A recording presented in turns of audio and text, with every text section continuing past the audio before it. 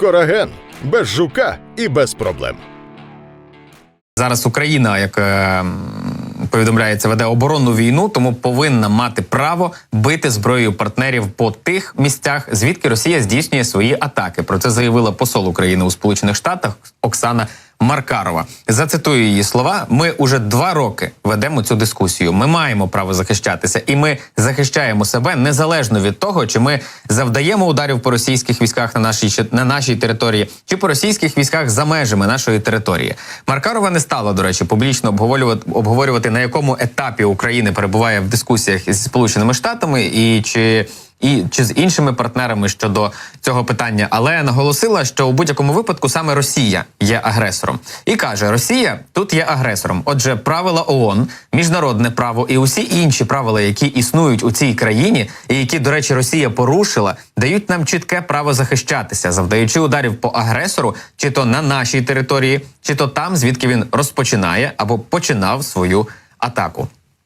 Я нагадаю, знову ж таки, що видання The Wall Street Journal повідомило про те, що Україна звернулася до адміністрації Байдена з проханням допомогти визначити цілі в Росії, по яких Київ міг би завдавати ударів американською зброєю, і окремо попросили зняти обмеження на використання наданої зброї Сполучених Штатів проти об'єктів на території Російської Федерації. По цих 2 питаннях у Сполучених Штатах чітка позиція, вони проти того, аби такі атаки здійснювалися. Це якщо говорити по атаки на території Російської Федерації, а якщо у питаннях наведення чи визначення цілей, тут американці висловилися ще 1,5 роки тому, коли сказали, що не можуть і не будуть визначати цілі на території Російської Федерації для того, щоб Україна завдавала по них ударів. Визначати їх на тимчасово окупованих територіях – це так, тут вони і так, зрештою, допомагають. Це не є якимось секретом. А от по території Російської Федерації це залишається, в принципі, обмеженою темою. І, як заявляють американці, причому різні, Ентоні Блінкен, Джон Кірбі, Сабріна Сінг виходила теж зі своїми заявами, кажуть, що не заохочують і не дозволяють наносити удари за межами України. Але зрештою, Україна сама повинна ухвалювати рішення про те, як вони збираються вести цю війну. Немає. Ні, немає.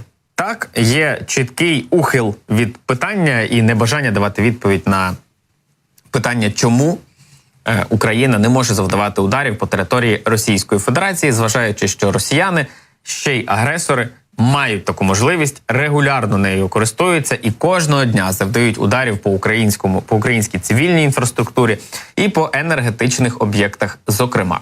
Що ж, насамкінець цієї інформаційної години є до вас традиційне прохання про допомогу, про збір. Зараз 24-й канал має 360, ще не має, буде мати завдяки вам, але збирає 360 тисяч гривень на автомобіль, це пікап Toyota Hilux для Донецького прикордонного загону, які зараз стоять на Харківському напрямку, неподалік Вовчанська, де відбувають російські штурми.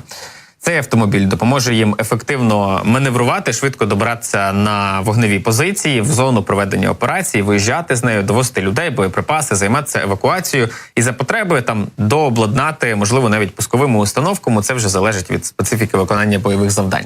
Тому на цей момент із 360 тисяч гривень зібрано 58%, і ми дуже дякуємо, що ви долучаєтеся до наших зборів дуже активно. Я принагідно нагадаю, що це можна зробити, відсканувавши QR-код, який ви бачите у себе на екранах, або зайшовши на сайт fund.24tv.ua і задонатити там. Заодно подивитися, скільки зборів ми закрили саме з вашою допомогою. Пам'ятайте, що маленьких донатів не існує, будь-який ваш внесок, будь-яка ваша гривня чи кілька копійок, вони допомагають закрити фінальну мету цієї банки, а отже досягнути головної цілі – це купівлі автомобіля для наших військових. За потреби його ще також обладнають системами радіоелектронної боротьби, мобільними, для того, щоб унеможливити влучання російських дронів по українських автівках і конкретно по цій, зокрема.